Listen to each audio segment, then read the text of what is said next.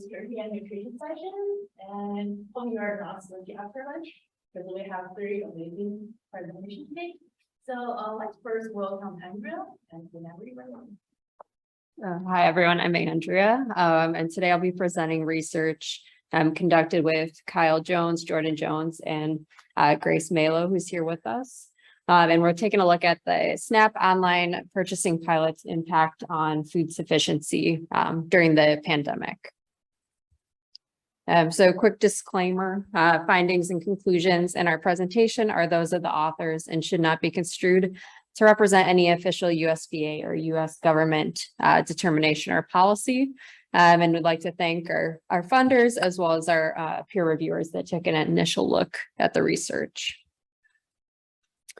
So quick introduction to the SNAP online purchasing pilot, which I'll refer to as the OPP.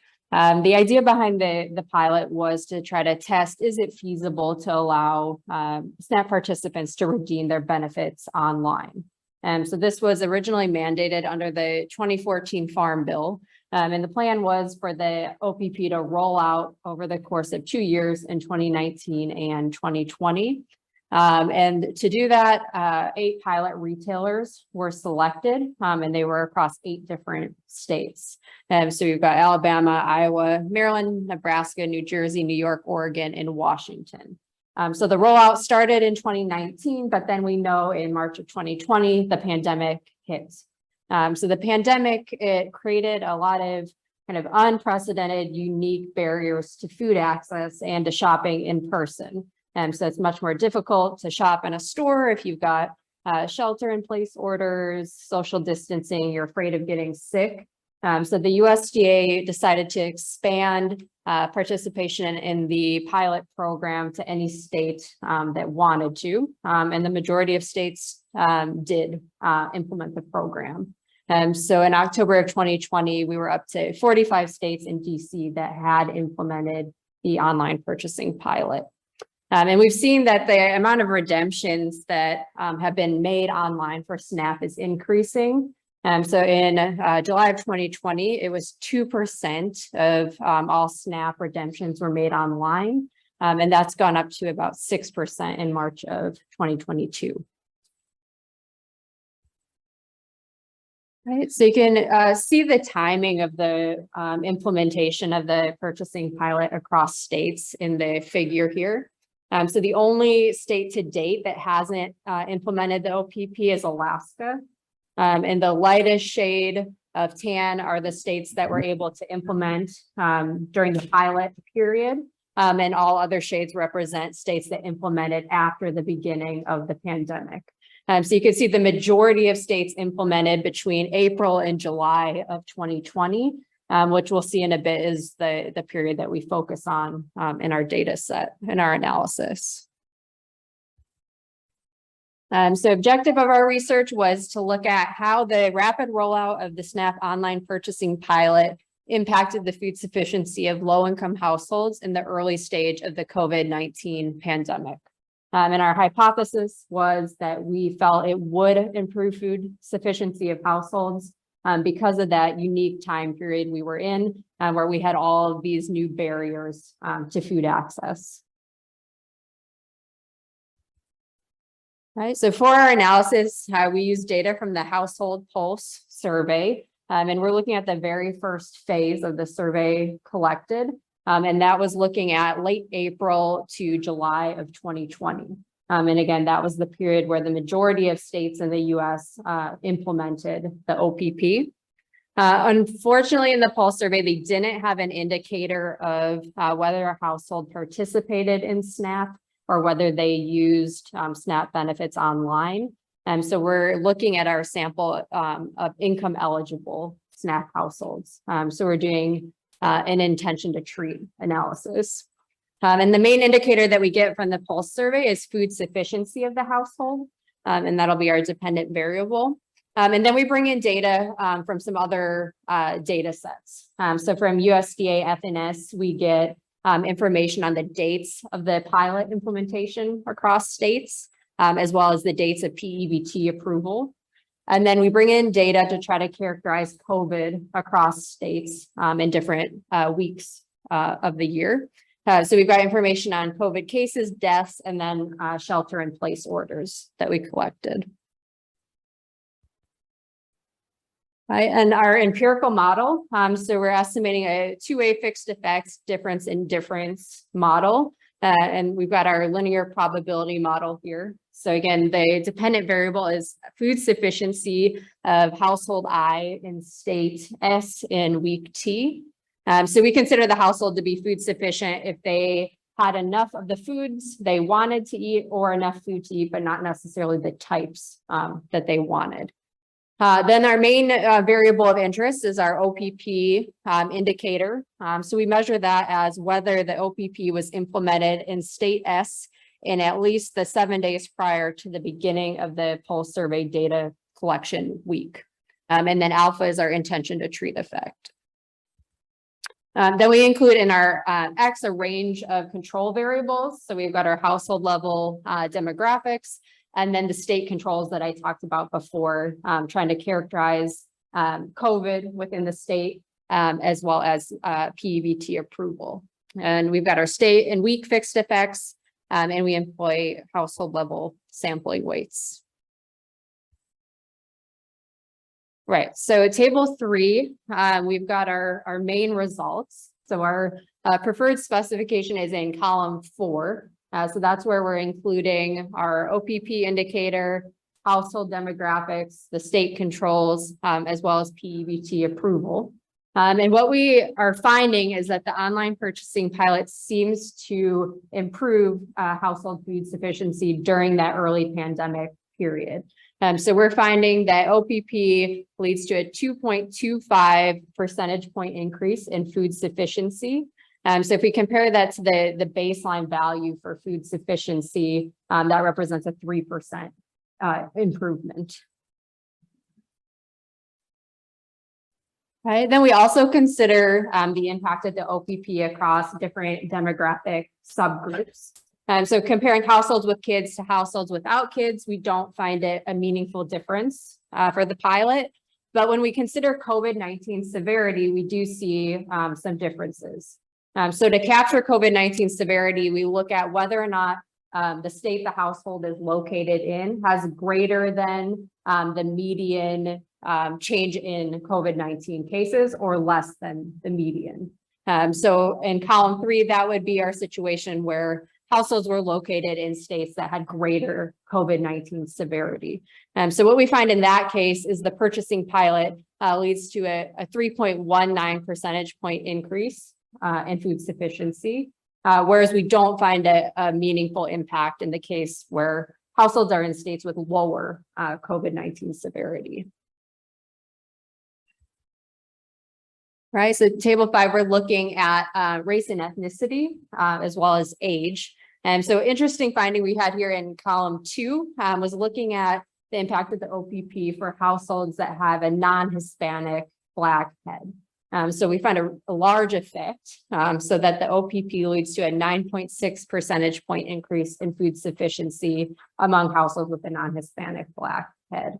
So much larger than we found for our general sample. And then looking at elderly versus non-elderly, so we're finding that the purchasing pilot is helping households with a non-elderly head, so leads to a positive increase in food sufficiency of 3.09 percentage points. But when we look at households with an elderly head, the sign flips so that it's a negative impact, but not significant at the 10% level in this case. So key takeaway, what we're finding is that the SNAP online purchasing pilot seems to have improved food sufficiency among households in the early pandemic. So again, we're looking at that April to July of 2020 period. And our main estimate was that it led to a 2.25 percentage point increase in household food sufficiency. So that's a pretty big effect, right? When we look at the percentage of benefits that are spent online relative to the effect that we're finding. And part of that we feel is the period that we're considering in our analysis. So that early in the pandemic where we had such high barriers to shopping in person, we would think this program would have a larger impact on food sufficiency. But also looking at our sample, it's important to point out that for the pulse survey, it had to be completed online, right? So our sample are SNAP eligible households when we look at income, but they also have access to the internet so that they could purchase groceries online if they wanted to do so. So we know that's not the case for all SNAP households. So we keep that in mind when we're interpreting our effect here. Another interesting finding that we had was it seems like the SNAP online purchasing pilot helped lessen the increase in food insufficiency among Black-headed households during the pandemic.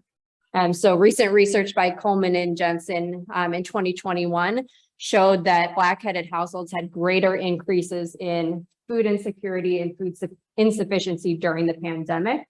And then we know historically they've got greater barriers to food access. So fewer supermarkets in their neighborhoods and things and reduced transportation access. So it seems like the effect that we're finding may have helped lessen that increased experience in food insecurity among Black-headed households. So for future research, we would encourage looking at the impact of the OPP in different time periods. So again, we're just looking at that immediately after the beginning of the pandemic period. But we want to see, does the impact of the OPP differ if you look at pilot states that were able to implement before the pandemic, in the current post-peak period, and then hopefully in the near future, the post-pandemic period. And also it'd be good to take a look at other outcomes. So how did the online purchasing pilot affect potentially SNAP participation, benefit redemption, the types of foods that SNAP households purchase? And then also take a look at the mechanisms through which the purchasing pilot impacts food sufficiency and food hardship. All right, so I can take any questions that y'all have.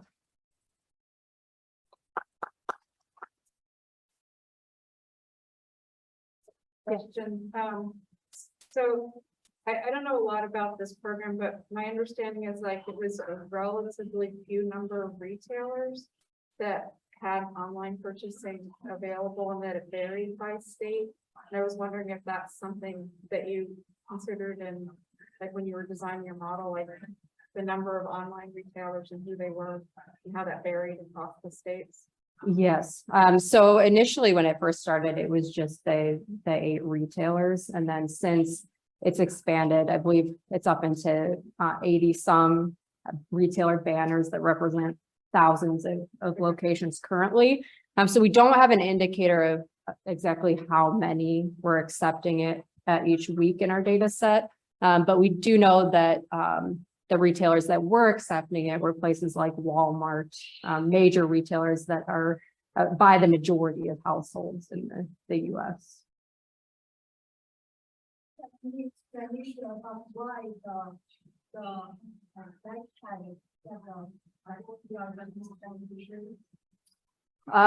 So my best guess would be that looking at the prior literature, that they historically have greater barriers to food access.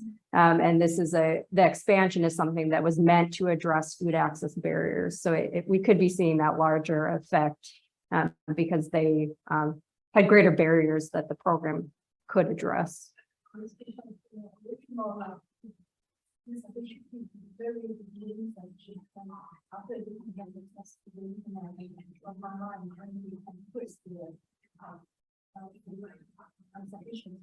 Yes, so the pilot program and being able to purchase online may be better suited to overcoming barriers that were unique to that population subgroup.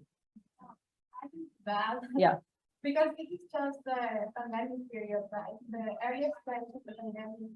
So I can see how Black households that have Black individuals having the household, but there is like unique challenges with the pandemic of Black households that they did not. So in that sense, I mean, there's a lot of evidence that minority groups that I mentioned struggle in terms of food insecurity among many other problems. So that may explain also because I was also so puzzled with my dad, like really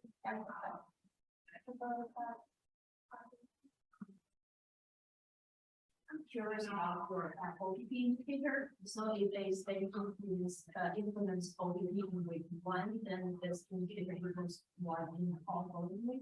You have the question? Yeah, so once the state implements OPP, they kept the program, so it would remain.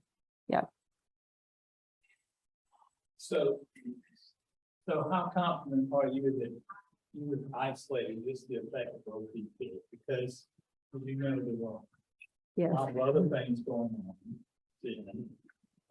Have you explored, some kind of like placebo models that came up with different dummy variables to capture time periods and see how they differ? If you understand what I mean? Yes, so we have run a lot of different models, and we keep coming up with relatively the same effect. But that is definitely something that we're trying to do better. So we're trying to collect right now state level data on unemployment insurance and some of those changes and add that into the model. And I believe USDA is going to release data on when PEBT was implemented as opposed to approved. So hopefully we can get that in there. So there's definitely factors that could affect this estimate. But And I guess that's part of the last bullet. yes, yeah. So I think we hope to add to it, and this is our best attempt currently. What happens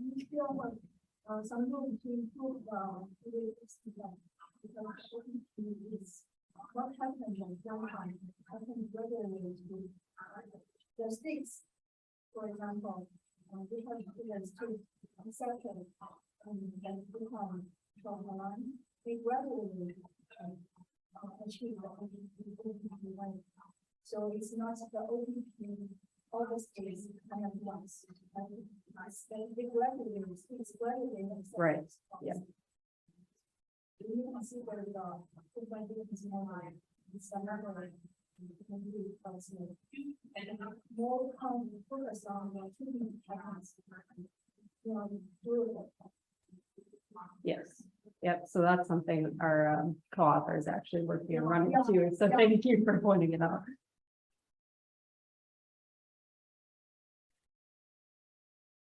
Could you talk a little bit about food insufficiency versus food insecurity? Because I'm familiar with how food insecurity is defined, but I don't know as much about food insufficiency. Yeah, so food insufficiency is a more severe indicator of food hardship than food security. And so if you're directly comparing it to food security, it's comparable to very low food security. And some of the other differences, looking at the Pulse survey, food sufficiency looks at the past week, whereas food security is typically the past month or the past year. So food sufficiency may be able to better pick up on kind of short-term changes due to a policy being implemented like OPP. And it also doesn't restrict in the way the question is asked whether the food hardship is due to not being able to afford food or not having the resources to obtain food, whereas that is included in the food security questions. And so it may be better suited to capture food access challenges as well.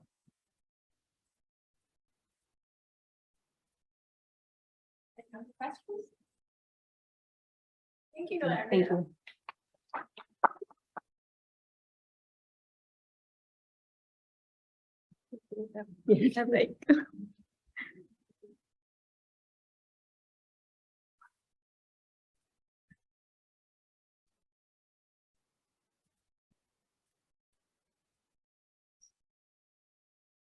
Okay, good afternoon, everyone. This work is related to SNAP participation and well-being of low-income households with children. And so what I want to start just showing the motivation. Why did we decided to start this research? So as everyone knows, food insecurity rose in 2020. And if you see in the graph here, there was a downward trend of food insecurity prior to the pandemic. And then we have 2020 where there is a jump. And actually this data reflects the trends that they were captured by the Household Pulse survey during the pandemic period and the census, US Census data prior to the pandemic. So overall, throughout the years, you see that households with children, they tend to have higher food insecurity rates compared to the national average.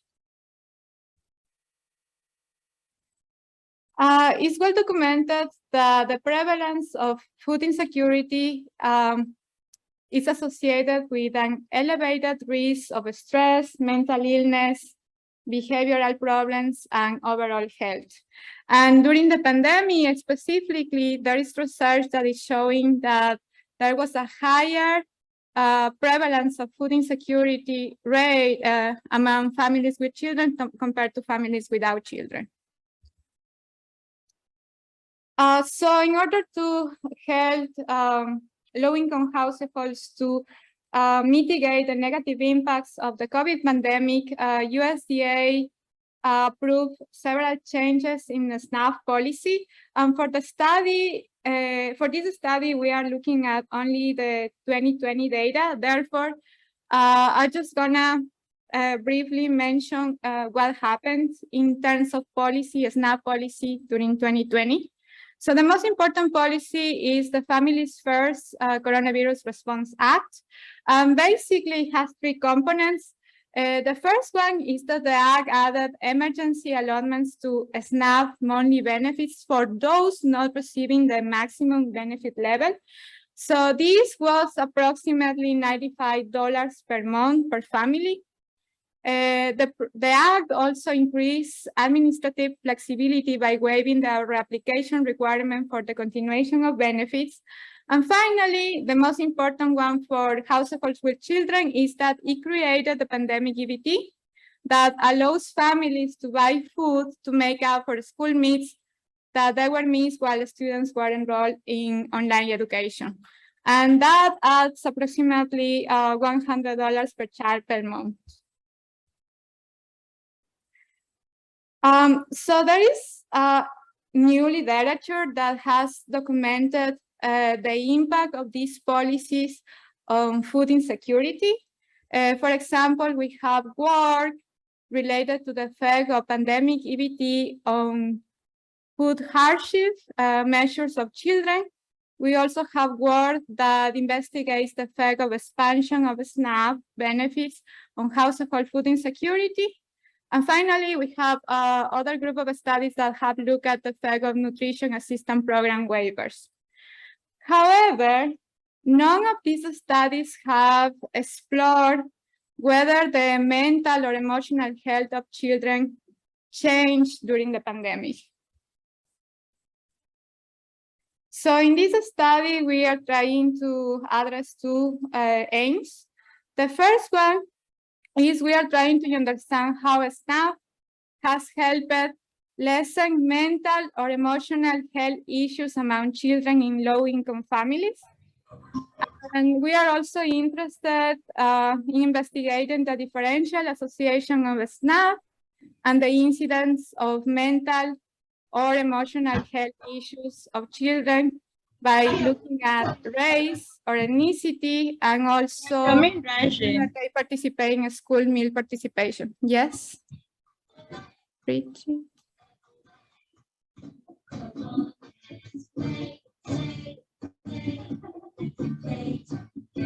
So I need to mute her.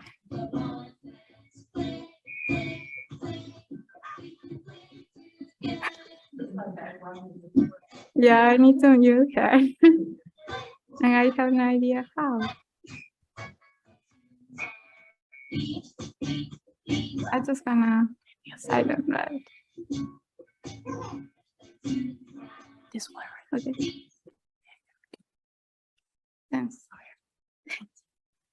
Yeah, it's a good break.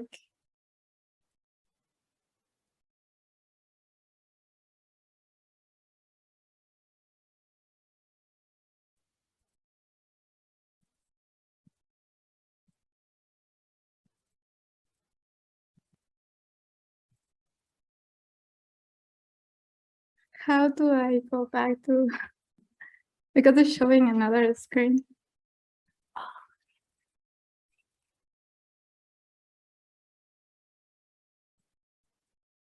Your screen sharing.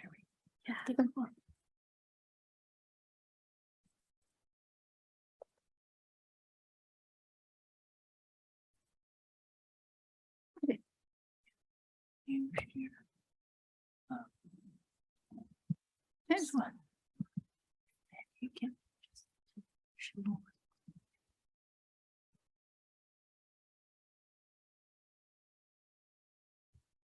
Okay. Yeah. So those are the two goals that we want to achieve with this study. And we have tried. Yeah, I don't see I guess, let me see. Yeah. But, we have tried several different specifications, and I'm gonna present a simple difference in difference estimation just because it's straightforward to understand. We know what we want to identify, so it's just the way that I'm gonna go today. So our specification is an indifference model. Is based on a linear probability model.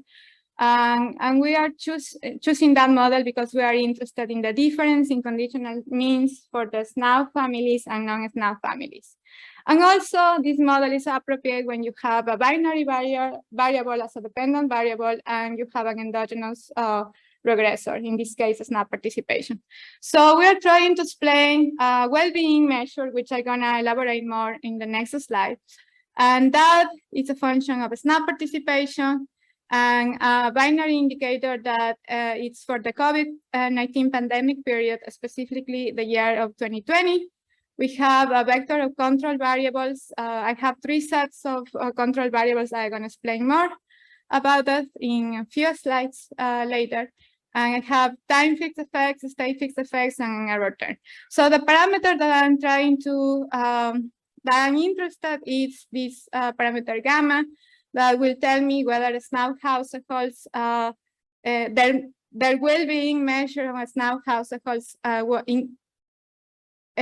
was better or worse during the pandemic period. So what is the data that we are using that captures well-being of households with children? We found this data. In terms of a SNAP policy, I haven't seen any paper that uses this data. And I find that it's really useful if you are interested in the well-being of children. So the data is called the National Survey of Children's Health. So in this data, we have what we need. We have a SNAP participation, as well as participation in other programs. Something that is important to mention is that in the data, only one child is selected to be subject of the survey, and the respondent is a parent or a caregiver. And then we have different well-being measures of the children. The variable that we are interested in is children's emotional and mental health.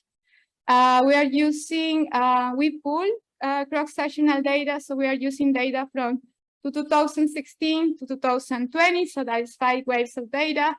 We are interested only in SNAP income eligible families, so those are our low-income families with income less than 185% threshold, the federal poverty line threshold.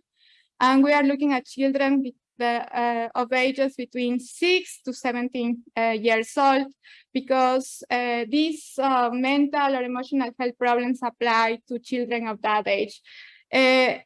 Questions related to mental health or emotional health does not apply to children that they are younger. So we restrict our sample to low-income households with children. That is about 27% of the full sample, where 28% are SNAP families. So if a family has multiple children, how do they decide which child? Yeah, that's a good question. I think in this case, I have to look at, but in this case, a child was randomly selected. Yeah, but yeah, we cannot see the health or the well-being measure of all the children in the family, but only one, and it was randomly selected for the survey. Yeah, that's a really good question. Okay, so the measure that we use, as I mentioned, is a binary variable. It's basically a question, yes, no. it's more elaborated than that. It's whether the child has a mental, emotional, developmental, or behavioral problem. And we created that variable based on a construct that the survey has, but it gives you the data to create it. It does not actually calculate for you. And it's what the survey has in the website. And what we did is like we took that measure that they already presented and we built our variable. So as you can see here, this variable consists of 10 different conditions. You can recognize here mental problems like anxiety, depression.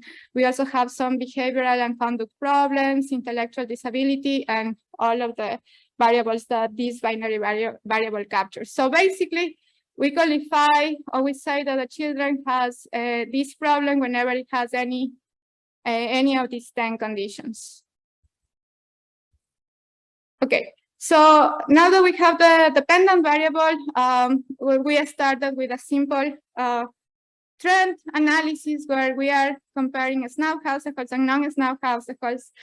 And as you can see here, there is not much change except in 2019, and I have no idea why do we have the peak. But what I found interesting was that from when you see 2020 compared to 2019, there is a huge drop of mental, emotional, developmental, and behavioral issues for children in SNAP families compared to non-SNAP families. But this is just descriptive, and we need to control for many confounders. So then the next step for us was to run the difference in difference analysis, and we use all of the control variables I can think of, that we look at the literature that said that they explain well-being of children. So the first set of variables that we control for are children characteristics, and there are many variables that I'm gonna present just right now, but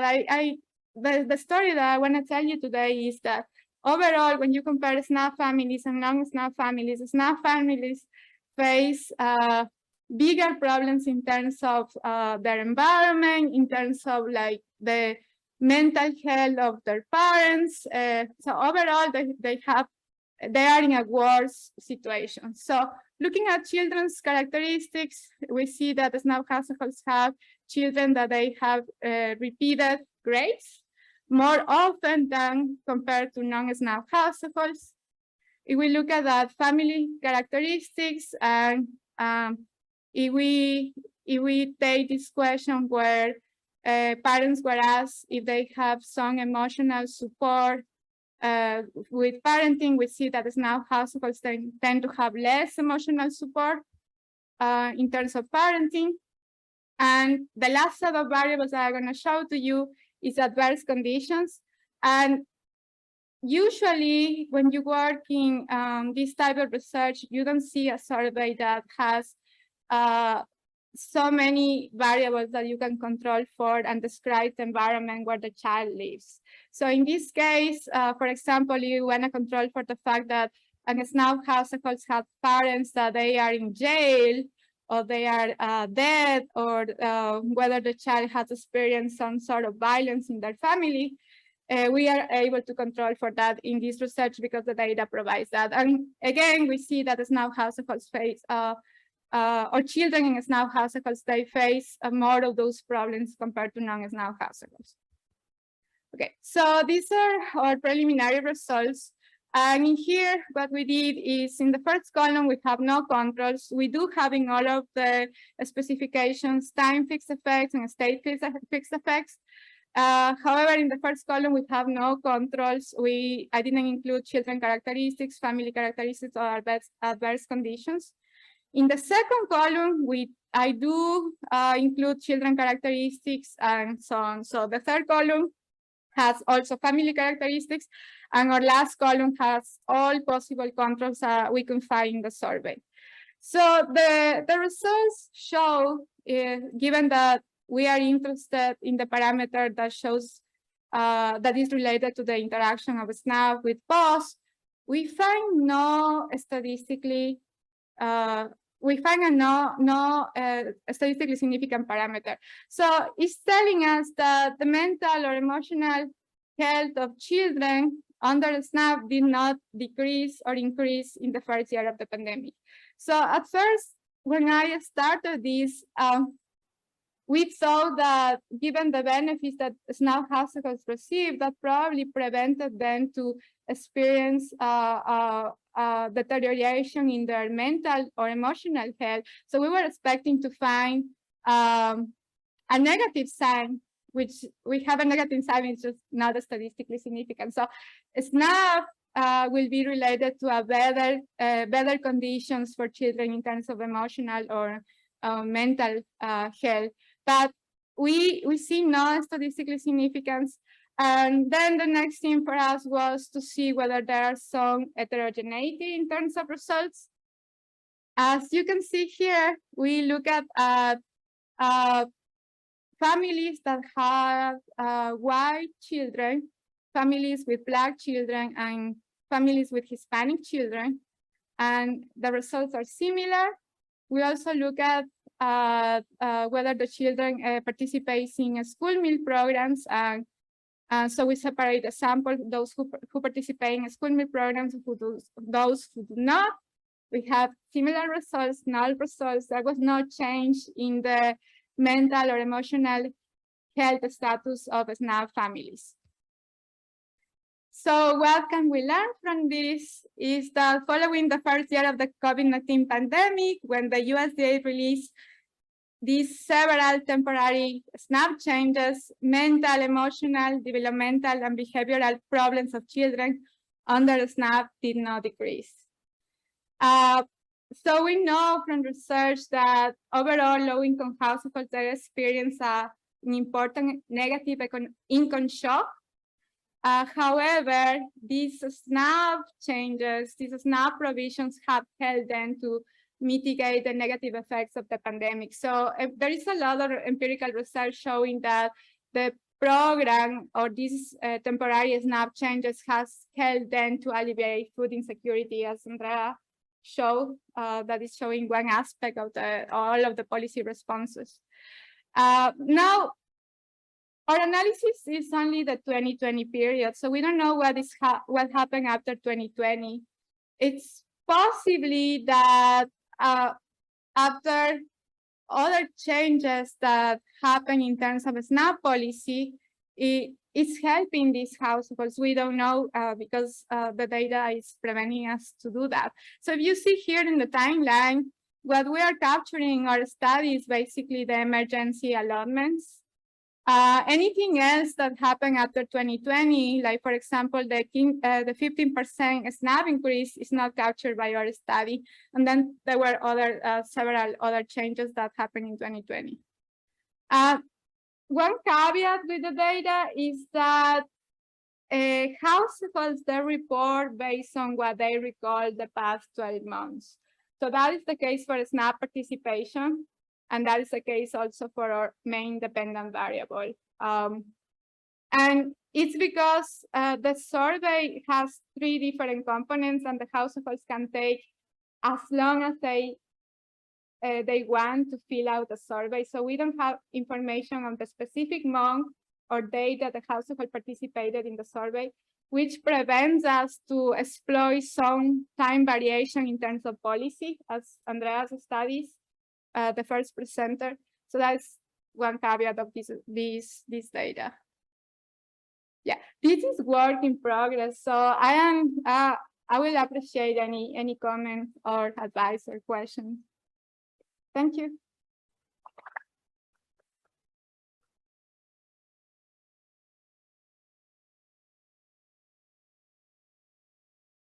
You mentioned one limitation was that when the self-reporting of the mental and emotional and developmental disabilities.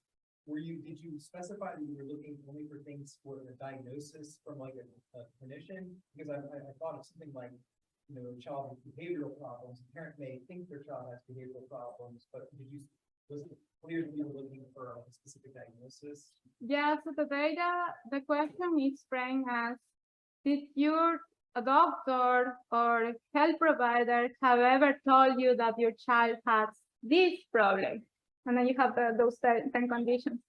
So that is, I would say it's a valid measurement. However, I don't have kids. I don't know what it's like. How often do I take my kids to see a health provider during the pandemic? I don't know if that will be something the reviewers will be concerned about, given that I will only be able to know whether my child has problems or not only by taking them to see a health provider. But I don't know what. Yeah, I haven't seen too much about it. But These are things on SNAP as well, they're not. Psychologists, they're diagnosis. yeah, that is. It's because I don't have kids. I don't know what it's like. So that is basically the measure that I have. Is like if the doctor prescribed, told the parent that has this problem, and then that depends on whether you took your kid to see a health provider. Question, so you're, basically the treatment group and your difference model are the households that responded that they had been on SNAP. And there's a timing issue, but then is your control group or your comparison group the remainder of the households in that survey that were low income or income eligible? Yeah, so the comparison group is non-SNAP households that are income eligible to participate in SNAP. But as you can see in just comparing them in basic characteristics that I need to control for, SNAP and non-SNAP households are completely different in so many aspects. But that is part of the data, and we are not looking at the causal impact of this. We are looking at associations. When we first started, we framed this study as a causal impact because we were planning to be able to address endogeneity of the SNAP. However, finding an instrument for the 2020 period, and overall, just finding an instrument for SNAP is not straightforward.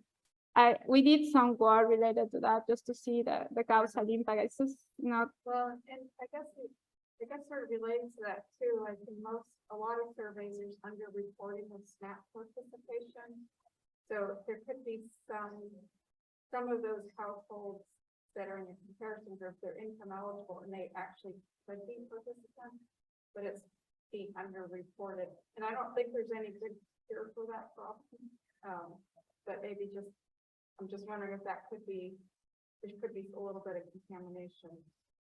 Yeah, in this survey, I don't know. Like usually, I have seen researchers comparing different data sources and see how whether statistics in terms of SNAP participation and other statistics they differ across surveys and to see which one is more valid. I haven't found any study related to SNAP that uses these data, so I don't know how bad is the problem of underreporting. But yeah, we do acknowledge that there is a lot of underreporting in terms of SNAP participation and also income.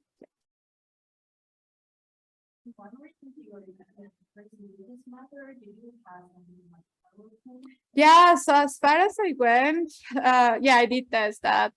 I think it didn't in the regression model is how I tested. It does not. Where is the graph? You can also see it visually. Does this look like parallel trends assumption holding to you? Yeah, and especially in 2019 is I don't know, I have no idea what's happening because there is the peak there, but probably it is. Yeah. So we need, I guess the lesson here is that we do need to control for pre-trends in our model, and I probably need to do that in the difference, yeah, and see. Yeah, in 2019, I don't know what happened. I really don't know. Any other question? Thanks.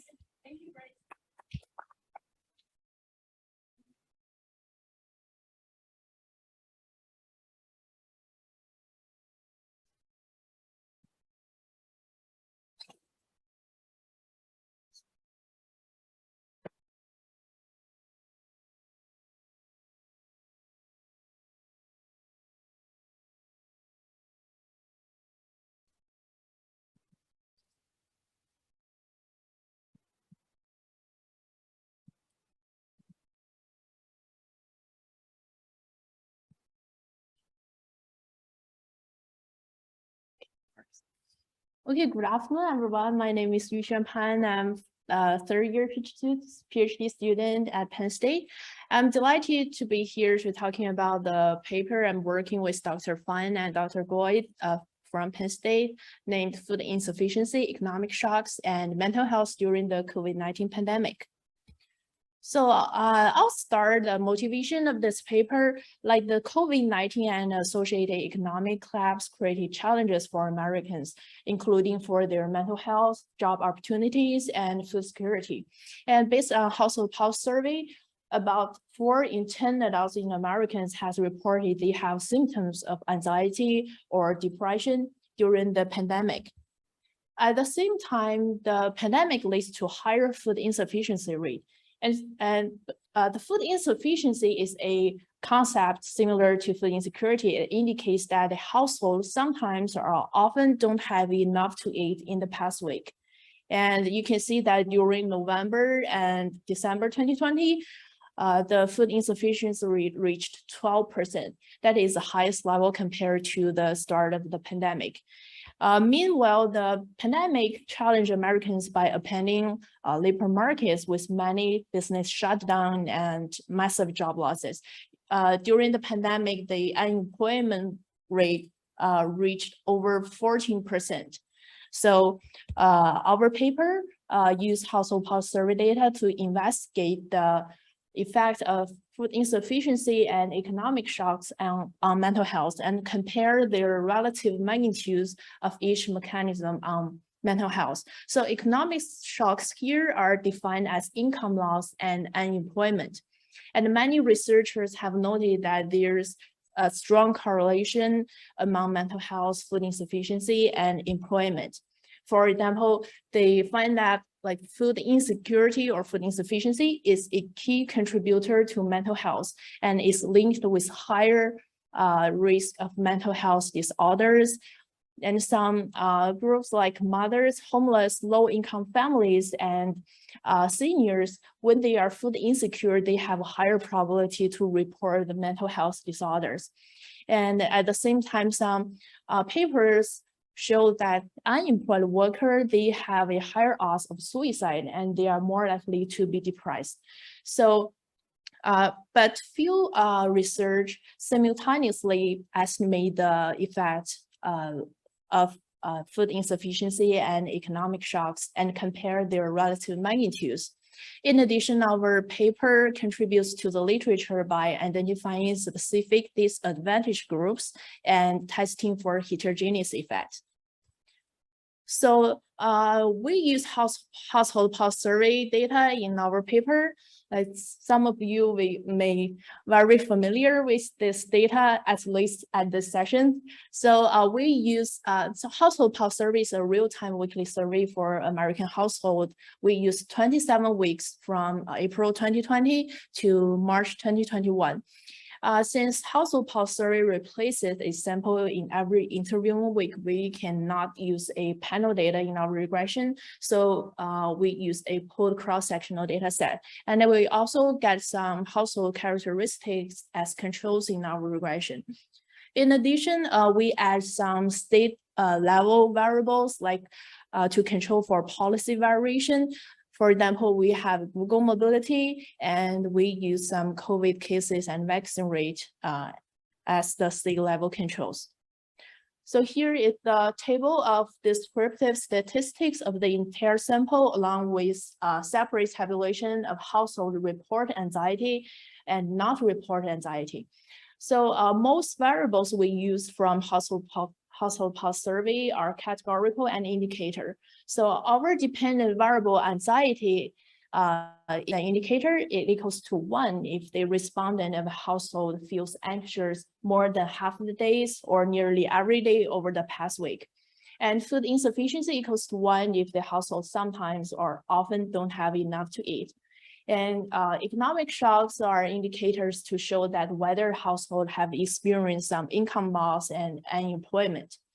So for in the entire sample, 33% of them report anxiety, and 10% of the of household they are food insufficient, and 11% of them are still remain unemployment.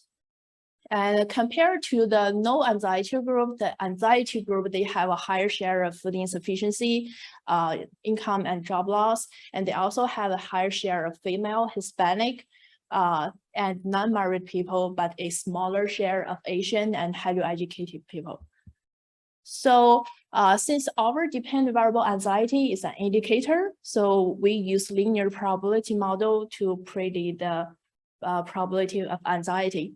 And so YST represents observed anxiety of household I as state S at week T.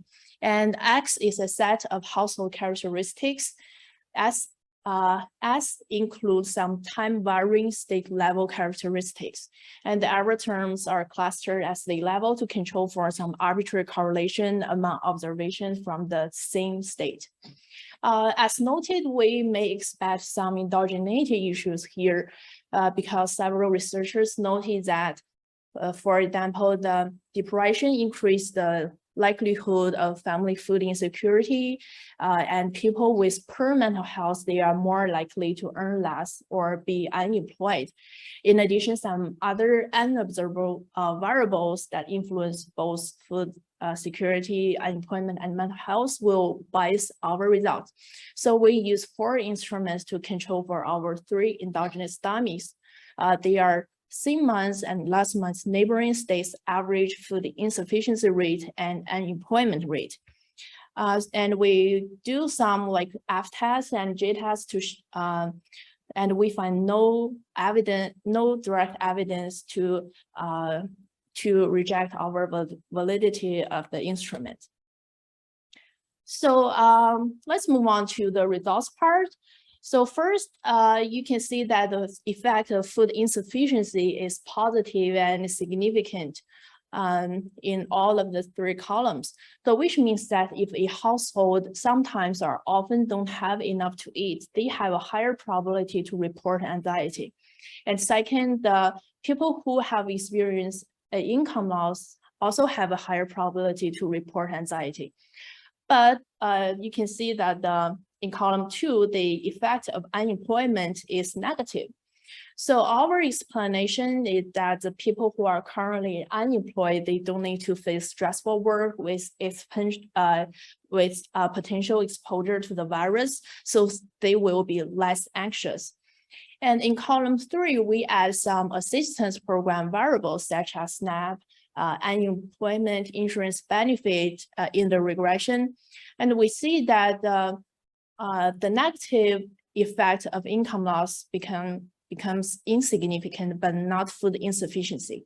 So these results highlight the importance of public welfare program in mitigating the negative effect of economic shocks on mental health, but it has limited effect on mental health through reducing food insufficiency. And next, we do some subgroup analysis to show some heterogeneous effects. First, we compare the mortgage paying and rate paying groups. So the effect of food insufficiency is significant for both groups, but the probability of food insufficient mortgage paying group is higher than food insufficient rent paying group. So after examining the assistance program related statistics in our data, we find that there is a larger share of receiving SNAP and mental health care in rent paying groups. And then we compare the male and female here, and you can also see that the food insufficiency has a larger impact on mental health in male group. And in the last 2 columns, we compare the household living in top 15 metro areas and household not living in those areas. So the effect of food insufficiency is still very significant, and the effect is larger for household living in non-metro areas. And also in our data, we find that the non-metro areas receive non-metro area household receive less mental health care than household living in top 15 metro areas. So Next, we do some robustness test because, for example, the policy responses to the spread of COVID-19 related to food and employment and mental health have varied within state over time. So we include state fixed fact and state specific time trend in column 1 and add COVID cases and vaccine rate in column 2. And column 3 and 4 show different mental health disorders. So GAD2 is an indicator of anxiety and PHQ2 is an indicator of depression. So we find the coefficients of interest are similar to those in our baseline model. So adults in the Americans still face severe challenges during this ongoing pandemic, and this calls for promote actions and collaborations among governments, organizations, and communities. So our results find that food insufficiency has a larger impact on mental health than income loss and unemployment, even though we control for some assistance program like SNAP and unemployment insurance benefit. And we also interact food insufficiency and some food assistance program. We find that receiving free food will reduce the probability of being anxious more than receiving SNAP. And then our subgroup analysis calls for the need to increase social benefit and support healthcare system, especially in rural areas for male workers and for those mortgage paying groups. So to sum up, our paper investigate the effect of food insufficiency and economic shocks on mental health and compare their relative magnitudes. And even though we control for a system program, we find there is a larger impact of food insufficiency. And also we find that males, mortgage payers, and non-metro area populations, they have a higher probability of reporting anxiety when they are food insecure compared to their counterparts. So yeah, that's all I have for today. Welcome any comments and questions.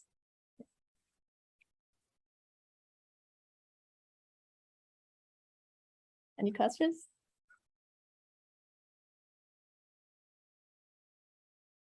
Yeah, Grace.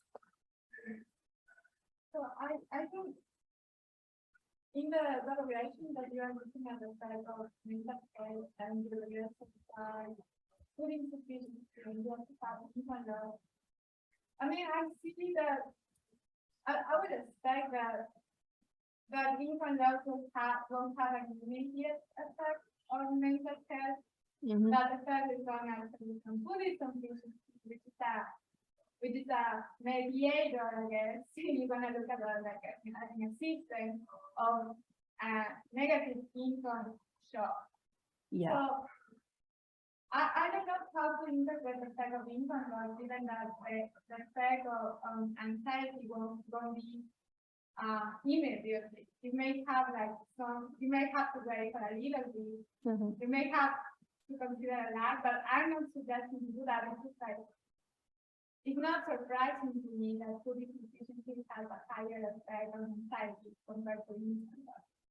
Yeah, that's a good point. I think for this income loss has a smaller effect. I think that is because the data in household pulse survey, they asked the household that, is there anyone in your household have experienced the income loss since the March 2020? So that is not an immediate income loss. That is that is a long time ago income loss. So maybe we'll find that's why we had a smaller effect. Yeah, thank you. Any other questions? Yeah. Why is your estimate is much larger than the realized estimate? Yeah, I think we find the large difference between IVI and OLS, which indicates that we did have endogeneity issue if we use the simple linear probability model, because first we suspect some reverse causality, like the food insufficiency influence mental health, but at the same time, the mental health will influence food insufficiency. And other endogenous issue like unobserved variables, which influence both food insufficiency and mental health. So, and we also do some like Houseman tests to show that these three dummies did have endogeneity issues. That's why we use the IV LPM here. What program variables we have in the third column? Sorry, the third column, yeah, it's the SNAP and unemployment benefit. So in household pulse survey, they ask household, did you receive SNAP or did you, yeah. Would you also, would you be doing instrument for now? No, we just add it as controls in our regression. So if the endogeneity of the SNAP affects your parameters, including efficiency, then you may be worried because if they are validated, you say, yeah. Then Yeah. you cannot rely on your parameters.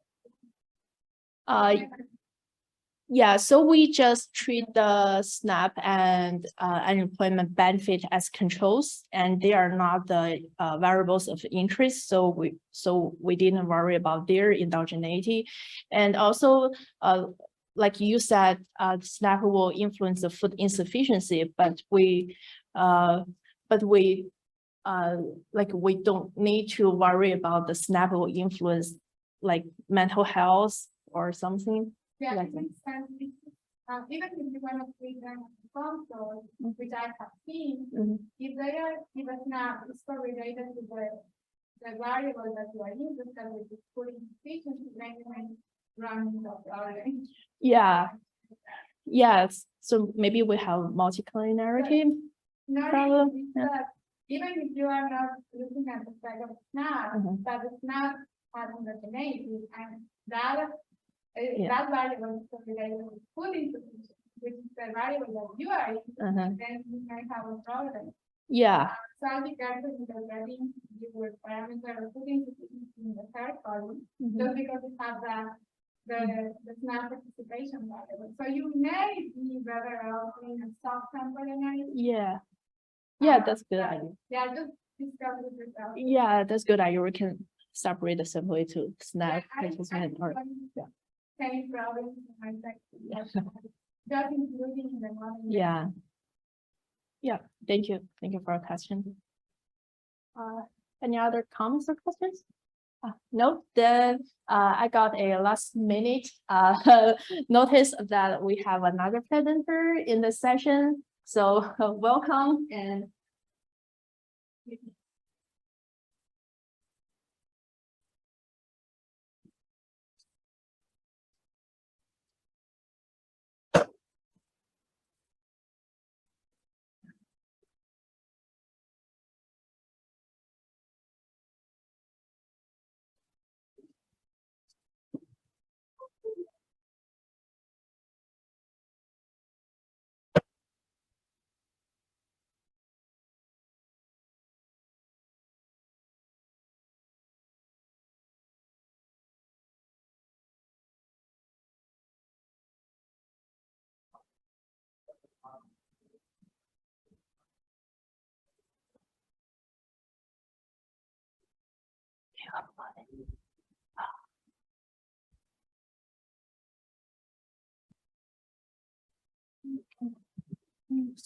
this one, right? Yeah.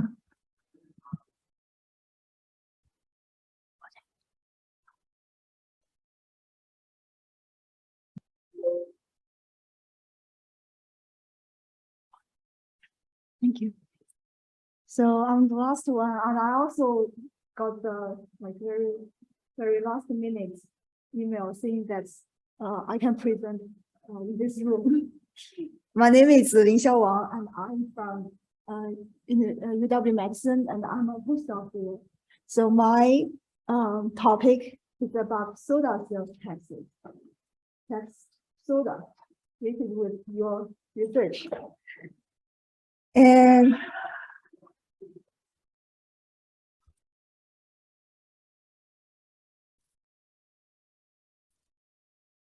A view full screen. oh yeah, I see.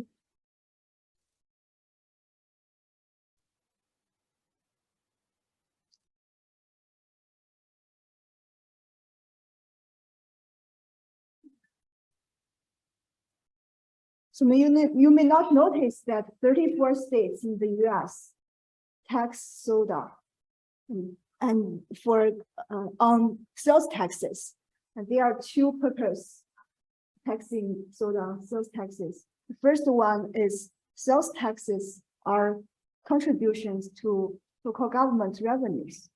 Second one is soda taxes, meaning that the tax on unhealthy food and beverages. So they could argue that, oh, the taxes is contributed to the low income's health and the benefits. So, but on the other hand, the low income population also can get access to SNAP, which means that if you participate in SNAP and you can use the SNAP benefits to purchase soda, and the SNAP is tax-free, right? To use SNAP EBIT card to purchase food in a grocery store, no one charge your taxes. So then there comes to the dilemma that the tax is supposed to reduce the low-income population's health problems, but on the other hand, the low-income households could like take the loophole in the system to take the advantage of SNAP to remove the sales taxes that are supposed to help them to have better health outcomes. So this is called the dilemma with the sales taxes. And this dilemma has been realized by the USDA. So in 2011, the New York State proposed to ban the SNAP benefits to cover soda purchases in the New York State city, because soda is considered to have minimal nutritional value and contribute to poor nutrition and ill health. So we can come back to go through why they propose this proposal. It's because the tax is trying to help the low income to like make them to consume less soda. But on the other hand, the low income have higher probability to apply SNAP, and SNAP can remove the sales taxes in the meantime. So basically, if the sales taxes, it is supposed to help the low income, but may not be that effective, right?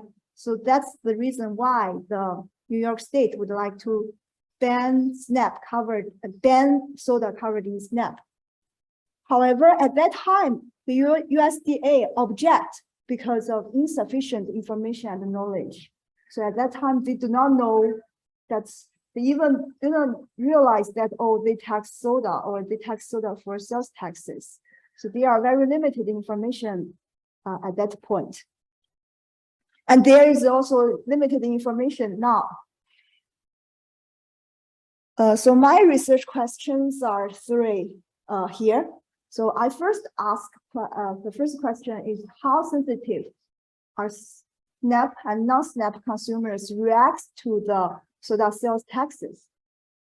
Maybe they react different, because from the previous literature review that we found that low-income households have very high price elasticity of soda. That means that if you increase the tax, it makes a higher impact on low-income households. But if they can remove the tax to SNAP, the SNAP will not take that effect. And the second question is, do SNAP households use SNAP benefits to avoid soda sales taxes? This question rooted into a very ground literature about whether the tax is salient to consumers. So maybe that's okay, you impose sales taxes, but just as everyone in our room, we didn't even notice that there is soda sales taxes. So if we don't realize there is soda sales taxes, how can I respond to these taxes? I pay little attention to something that I don't realize, right? Maybe this tax could make little effect to their consumption response. So the third question is, how soda sales taxes compare to soda excise taxes. The soda excise taxes have recently raised a lot of attention from the public because there are 6 cities, including Berkeley and Colorado, some cities in Colorado, Philadelphia, they tax soda, but not in sales taxes. There is difference between sales taxes and excise taxes in that excise taxes, they can tax bottlers, distributors, or retailers. They tax like in the middle of the producers, but sales taxes tax directly on consumers. So you can get the receipt. If you take a look at your receipt when you do a grocery shopping, then you can see there is a sales taxes at the end. So consumers may pay attention to the sales taxes. They may realize that, oh, they tax soda, but some doesn't pay this attention. So I compare the soda sales taxes with soda excise taxes and see whether they have same like effects on SNAP and non-SNAP households. It is also can show that whether SNAP households realize this tax or not, because they can see the receipt at the end of the receipt whether there is sales taxes for the soda product. And what is new about my research? I think the newest thing for my research is I started to look at this dilemma that soda sales taxes could be like removed due to the SNAP house take the advantage of SNAP. This system, there is a loophole in this system. Some technical advantage of this paper is first, I use a general border method instead of a traditional two-way fixed effect to get a more causal results. And second, I collect the innovative data set of five-year soda sales tax rates across to almost all of the counties in the US. So I can merge the soda sales taxes at county level and at state level with the Nielsen home scan data.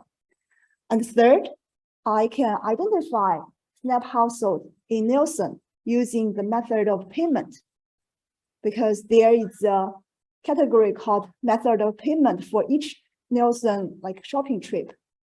It is the identifier that if you do not pay using cash, credit card, gift card, and debit card, and you means that you pay from the assistance, right?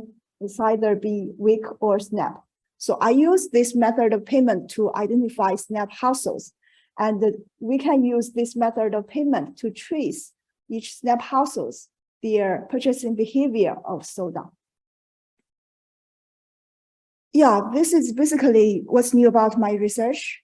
And let's see what does this general border method mean? So I basically found that different states and counties tax soda in sales taxes, they tax in a very diverse tax rate. So the diverse tax rate for the one point is that this policy is diverse. You cannot find any characteristics about why soda are taxed there or why soda aren't taxed in the other place. But it is also a benefit for me to take the advantage to use the general border method. What does it mean? It means that the counties across the state border may have different, very diverse soda sales taxes, but they are similar in economic, social, and environmental factors.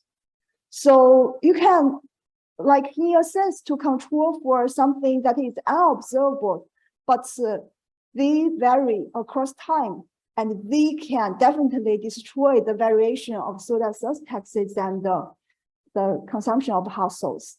So in that case, although my data is county by month panel data, I cannot control for the county by month fixed effect. But if I pair two counties together, I can add a pair by month fixed effect, the delta PT in my equation.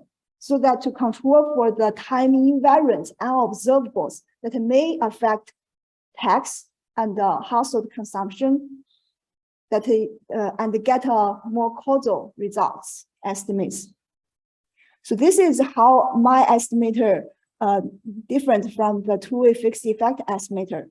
So the two-way fixed effect estimator they control for the household fixed effect, the month fixed effect, but the estimate is vulnerable to some omitted variables that are vary across time. So after I control for the pair by time fixed effect, we do not have the omitted variable issues. So the estimate is more causal. I can show you the result in my result slides, why this is a thing. So the Nielsen data I used to collect for the soda purchase, and I also measured it by expenditure, unit, and volume. And I also control for the soda price and some household level variables, covariates. And from the summary statistics, we found some basic results. So first thing is that the SNAP households consume more soda than non-SNAP households in expenses, tax, and volume. The three measurements, they all consume more than non-SNAP household. On the other hand, the household in the counties with soda sales taxes consume more soda than households located in the counties without soda sales taxes. So you may say that maybe this is the reason why those counties want to tax soda, right? Because their consumption is more than the untaxed counties. And here is my results. So the first four columns are the different fixed effect models, but didn't control any pair by time fixed effect. So especially for the fourth column, this is the fourth column is the traditional two-way fixed effect.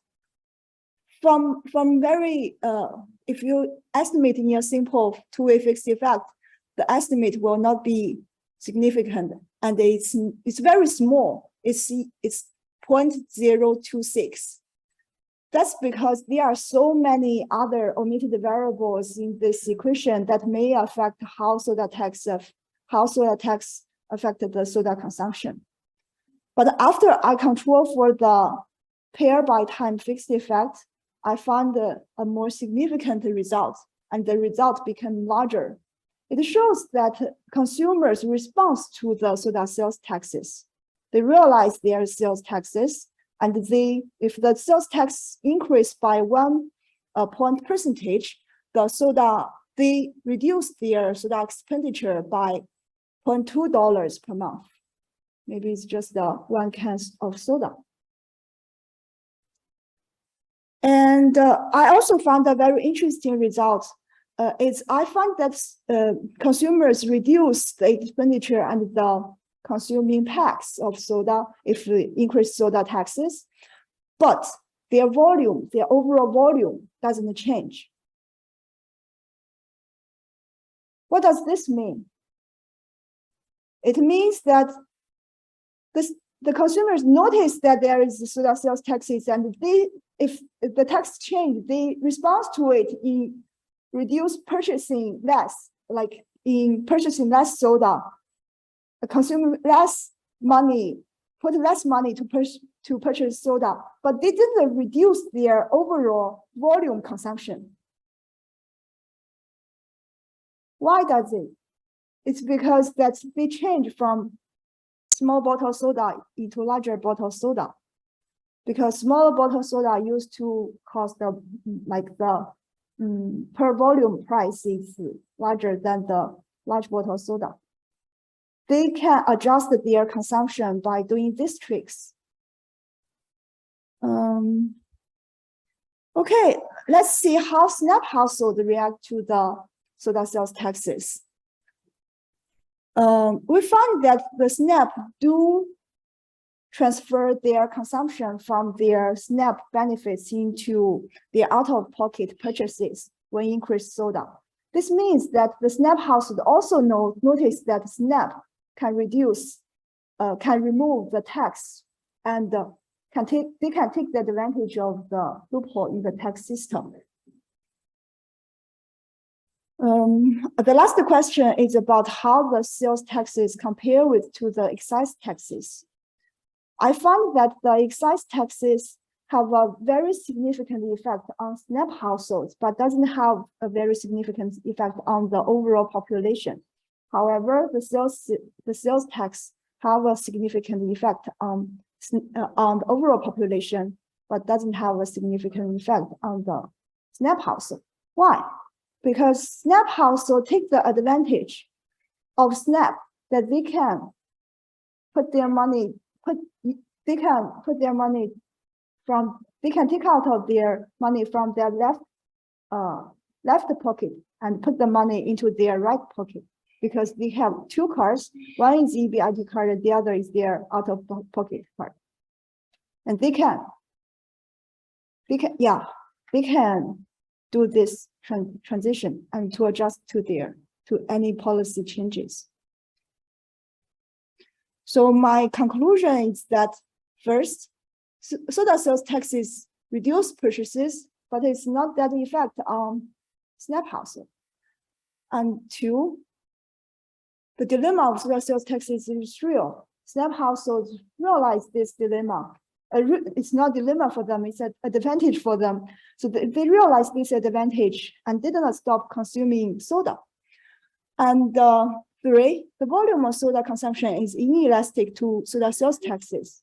The consumers can also make their own adjustment towards the tax policy.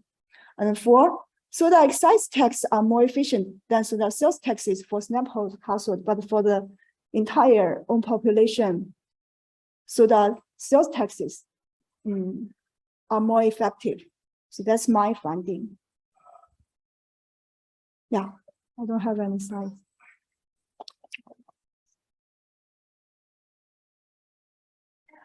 Yeah, sure. If I remember correctly, in Houston's paper, they defined the maximum community time window as 6 months. So if you use this 6 months, you define the SNAP doctor. Mhm. So I'm wondering how long This is a very detailed question. The response is, I don't remember. I can definitely check, but I use not only soda, but also other like food categories to find whether they use SNAP purchases to identify SNAP households. Yeah. Yeah, but you raise a very good question, because we know that some SNAP households, they renew their SNAP like identity 1 year, right? 1 year and after another. So it could make sense that we can just focus on 6 month window to make our estimate more like accurate. Yeah. Yeah. I have a question about your method of payment approach. So you mentioned that you can't really differentiate between SNAP purchases and WIC purchases. In this case, but Yeah. Do WIC purchases also have this sales tax exemption? No. So because one of my friends, they participate the week. What they do is that they give them a voucher. The voucher there, it's not an EBIT card. It's a voucher said that 2 kilograms of milk, like 1 box of Okay, so you couldn't use WIC to purchase soda. No. It's a voucher. Like if you use this egg, then it will just make a note that you cannot use this anymore for this month. Okay. But next month you can also get a voucher, a new voucher, and then they can make notes on your voucher whether you use it or not. Yeah. And also, I actually really don't like your general border county methods. I think you'd be much better off with the propensity score matching method. And the reason for this is because I guess households in border counties, they have the option of crossing the border in order Yeah, to this evade is sales a tax. really good question. Yeah, you think it in a very direct way. Or why is this? You think about cross-border shopping, right? Yes. And this will like make effect on my estimate. Yeah, this is one problem in my estimate. My estimate is to underestimate the real like effect why the soda sales taxes. The effect of soda sales taxes. If Yeah. my estimate, Especially relative to SNAP Yeah, participants who wouldn't yeah, cross the border. because yeah, they're not paying the sales yeah, tax anyway. yeah. But if I find the insignificant effect or very small significant effect, it may be like cross shopping border. That's take a very significant effect, right? But I find that my effect is very significant. So although I also have the voluntary about the cross-border shopping, but it is just underestimated. The real like effect of sales taxes should be more larger, right? I suppose, but I think you'd want an accurate estimate, not an inaccurate estimate, even if it is an underestimate. I think you'd be better off with a propensity score method. The propensity score method, to my knowledge, they are the same as the OLS. We just put different weights, like for different like covariates. The OLS treat every covariates the same, but propensity score they use the like. So if you're looking to match matching, households yeah. to other households with similar characteristics, Yeah. that's your idea of your border method, right?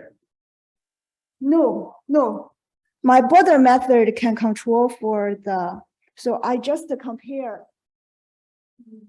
For example, this county and that county. Okay, they are the bordering counties along the state border. And we have a lot of similar culture, we have similar cooking, similar and similar economic issues. And those are something that we cannot observe, right? But the purposes for matching is to match something that we observe, we already observe. We cannot even add them into our recognition. They are something as for us. But for something that we cannot observe, we need to add fixing that. Right? We need to add something fixing that to compare with something that are observed. Otherwise, we are just a fix the things in our cushion. Make our cushion longer. Perhaps. I mean, you are matching households on observables here, just your observables are counties. Yeah, and if we pair those counties together, so we can create places that is paired by time. It's not counted by time. Counted by time, then we will lose the freedom, right? For the tax to that to area. I think Sorry to interrupt you, we're running out of time, but yeah, thank you all for the questions today. If you have any questions, just Yeah. feel free to reach out.